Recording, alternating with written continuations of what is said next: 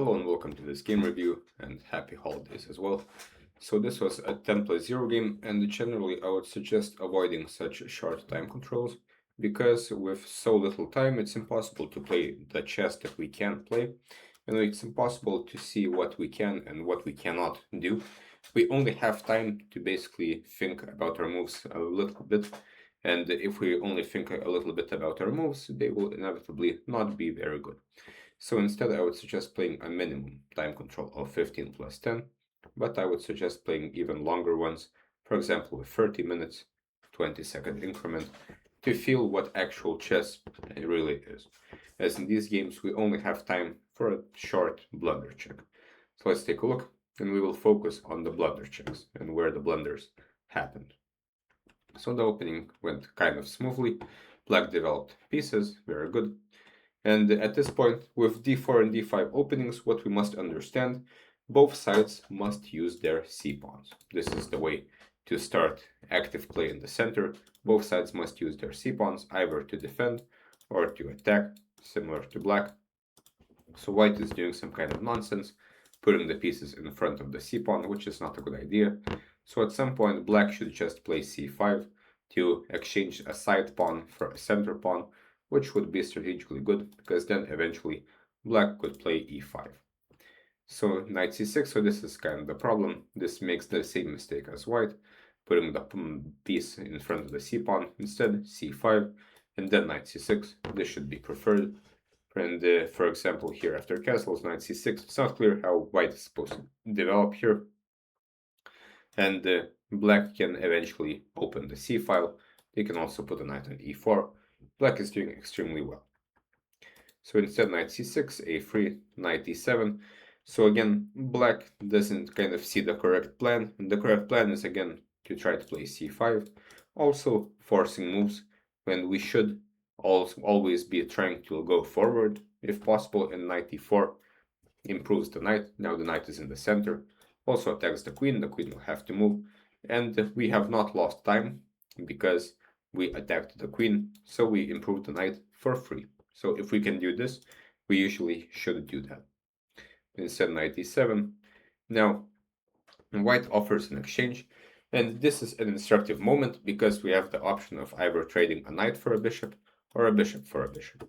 And generally, bishops are better pieces than knights, so if possible, we should exchange our knights for the opponent's bishops. This was a clear option, and after this, we have the bishop pair. This bishop controls the whole board, and we're doing quite fine. Next, black can try to open up the position, for example, with c6, queen b6, maybe a5 at some point.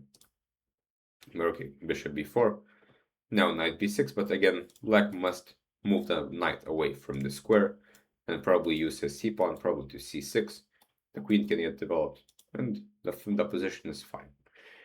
Now, a few moves later, some pieces are exchanged. Still, black is doing quite good. Though here, we made a strategic error at this point, taking with the b-pawn. At this point, we have a choice, right? Either take with the rook or the, well, we can't really take with the queen, so the pawn or the rook. So the question is, do we want to change the structure, the pawn structure? And after this change, now we have a pawn on the a file, which is an isolated pawn. It will never be protected by any other pawns, which makes it a long-term weakness. Also, now that there is no b-pawn, the squares on the c file have become weaker. So for example, the opponent can put his knight on c5, attacking this weakness, and we can never get it out of there, because there is no b-pawn. Instead, we should have taken with the rook. Now attacking the rook. And now we have the a file. We can put our pieces on the a file and try to invade through there. And now if the knight ever goes to c5, first we will move the queen, of course, and then we can expel it with b6 at any point, because we still have the b-pawn. So the c6 and c5 squares are not weak. So instead this was made. This was a mistake. So knight e5 now, but this is also a mistake because this allows black to double the opponent's pawns for no compensation. We can take it, now move the attacked queen, and now that the pawns are doubled here, there is no d4 pawn, we can use the c-pawn. c5, the rook can go to b8 to attack this pawn, and black will have quite a good center. Instead, rook a b8, knight c4, but here with rook a b8, it seems a blunder check was not made. Before making any move, we must check the opponent's checks, captures, and attacks. And here it turns out this knight was attacked twice, defended only once. So this is what I mean by not playing template 0 games.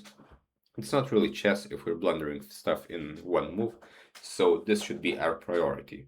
We must play with longer time controls, and on every single move, we must think about how to not blunder if the opponent is attacking anything, and whether or not we can capture anything. So here, unfortunately, we have lost a pawn. Here, black could take back the pawn, but then there are problems on a6 as well, but still black must take it. Instead, queen b6 is played, and this took you more than a minute. This means you did not look for captures, right? And here rook takes b2 is a very clear capture. So now after b3, unfortunately black is positionally lost because there is a terrible weakness on a6. Also, we are down a pawn. We have no targets, and there is this weakness as well, not to mention the c5 square also, which white can eventually try to use for his knight. So instead knight c6, still we can play, but after rook a6, now we're down 2 pawns. Queen b4 to not lose a knight, he takes, and now we have made a fork. So he didn't have to take, he should move the king to not allow the fork, but okay. Here we get some chances, knight takes c2, king d2, the knight goes back, rook c7. So here we are still not doing very good because we are down 2 pawns. But here black had a nice small discovered tactic, a discovered attack with knight d5. Always look for forcing moves, checks, captures, attacks. This attacks the rook, but also it attacks the pawn on b3. And white cannot defend both, so he must go somewhere here. We can take it, and now we are only down 1 pawn, which is manageable. Instead, rook b to d8, but now white is able to finish their development, and now the position is more or less hopeless, but still we can kind of try to play. The opponent did not really give us many chances. Here, the move h6 and the knight a2 was played, kind of hoping for a tactic to recapture the knight and put the rook behind the passed pawn, which would make sense if it worked, to kind of get an active rook, but it simply doesn't work. So here, black, I guess, did not really have enough time to calculate this, and this doesn't work. Instead, we shouldn't even move the knight, maybe improve the king and hope to defend like this. But with 2 pawns down in an endgame, the position is very bad. Now after knight a2, the game is over because now he has to move rook c2. And at this point, we are down a piece and 2 pawns, so we can resign. So, unfortunate game by black, but again, this is a 10+0 game, so it shouldn't be taken too seriously. Instead, I would suggest playing 15+10 games and analyzing them straight afterwards. And to answer your question about strategy, well, we must use the c-pawn. We simply must. There is no other way to play here. When there are pawns on d4 and d5, both sides must use their c-pawns to initiate play. White is usually the one doing it first, but we can also do it as well. And this knight on c6 was very badly placed because it does not attack anything. If the pawn was on c5, there would be more pressure on d4. So hopefully this was useful, and see you next time.